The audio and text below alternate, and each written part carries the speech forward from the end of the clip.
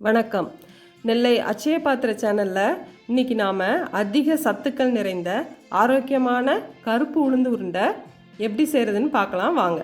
இதுக்கு தேவையான பொருட்கள், இந்த டம்ளரில் நீங்கள் உடைச்ச கருப்பு உளுந்து 2 டம்ளர் எடுத்துக்கிட்டிங்கன்னா 1/2 டம்ளர் பொட்டுக்கல்லை எடுத்துக்குங்க.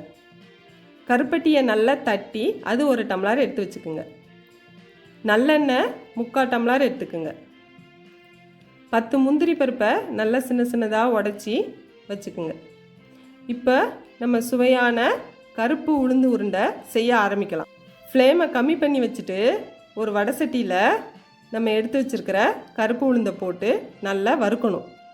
இந்த கருப்பு உளுந்தை நம்ம மொதல் நாளே தண்ணி ஊற்றி நல்லா கல் பார்த்து அலசி காய வச்சு எடுத்து வச்சுக்கணும். கருப்பு உளுந்தில் இரும்பு சத்து, கால்சியம், பொட்டாசியம், பாஸ்பரஸ், நார் சத்து எல்லா சத்துமே இருக்குது. இது நம்ம எலும்புகள், முட்டுக்கள் நல்ல வலிமை பெறும்.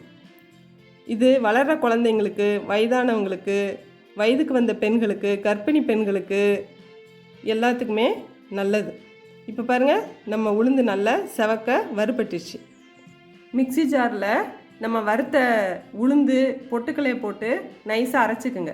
இதை ஒரு பேசினில் கொட்டி வச்சுக்குங்க. அதே மாதிரி கருப்பட்டியும் நைஸாக அரைச்சி 2ஐயும் சேர்ந்தாப்பில் நல்லா கலந்து விடுங்க. ஒரு வடை சட்டியில் 2 ஸ்பூன் நல்லெண்ணெய் ஊற்றி நம்ம எடுத்து வச்சுருக்கிற முந்திரி பருப்பை போட்டு நல்லா செவக்க வறுத்து அதையும் மாவில் கொட்டி ஒரு ஸ்பூனை வச்சு சேர்ந்தாப்பில் கலந்து விடுங்க. மீதி இருக்கிற நல்லெண்ணெயும் சூடு பண்ணி அதையும் மாவில் கொட்டி ஒரு ஸ்பூனை வச்சு நல்லா கலந்து விடுங்க. அது நல்ல மாவு சேர்ந்தாப்பில் வரும்போது நமக்கு தேவையான சைஸில் சின்னதாக உருண்டை பிடிச்சி வச்சுக்குங்க. இது ஜீரணாக டைம் ஆகுங்கிறதுனால பகல்லே சாப்பிட்ற மாதிரி பார்த்துக்குங்க. டெய்லி இதை ஒரு உருண்டை சாப்பிட்டாலே உங்களுக்கு நல்லா உடம்புல தெம்பு வர்றது தெரியும்.